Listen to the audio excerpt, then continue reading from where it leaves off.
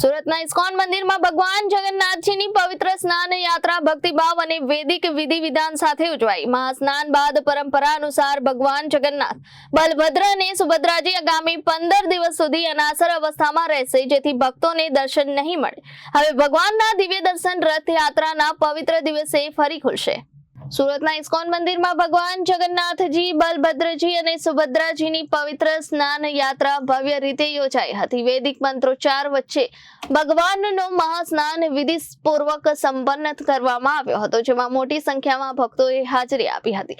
ધાર્મિક માન્યતા મુજબ મહાસ્નાન બાદ ભગવાન અનાસર અવસ્થામાં પ્રવેશ કરે છે અને આરામ કરે છે, તેથી આગામી 15 દિવસ સુધી ભગવાનના દર્શન ભક્તો માટે બંધ રહેશે। આ સમયગાળાને ભક્તો વિરહ ભાવ, ભજન, કીર્તન અને સાધનાના દિવસો તરીકે ઉજવે છે। ઇસ્કોન મંદિરના ભક્તો આ દિવસોમાં સાદું જીવન જીવી ભગવાનના આરોગ્ય અને કલ્યાણ માટે વિશેષ પ્રાર્થનાઓ કરશે। ઇસ્કોનના બ્રહ્મતીર્થ દાસે તમામ ભક્તોને પરિવાર સાથે રથયાત્રા મહોત્સવમાં જોડાવા અપીલ કરી છે। મારું નામ બ્રહ્મતીર્થ દાસ છે। હું સુરત ઇસ્કોન જહાંગીરપુરાથી લગભગ 20 વર્ષથી જોડાયેલો છું। અમે બધા જ ગ્રહસ્થ ભક્તો ઉત્સવોમાં મંદિરે આવીને સેવાઓ કરીએ છીએ। આજે જગન્નાથ સ્નાન યાત્રા ઉત્સવ છે।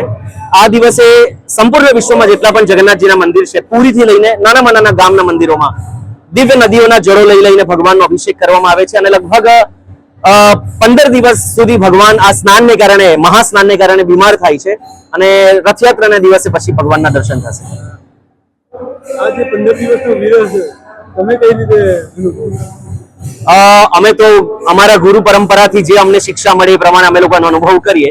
અમારી ગુરુ પરંપરામાં ભગવાન શ્રી ચૈતન્ય મહાપ્રભુ જે સાક્ષાત શ્રી કૃષ્ણ, શ્રી રાધારાણીનું મિલિત સ્વરૂપ છે, એ જ્યારે જગન્નાથપુરીમાં ભગવાનના દર્શન દરરોજ કરતા એમનો નિયમ હતો અને જ્યારે 15 દિવસ દર્શન બંધ થઈ ગયા તો એ ભગવાનના વિરહમાં વ્યાકુળ થયા અને પોતે પોતાનું શરીર ત્યાગવા માટે આત્મહત્યા કરવા દરિયા તરફ દોડી જઈ રહ્યા હતા।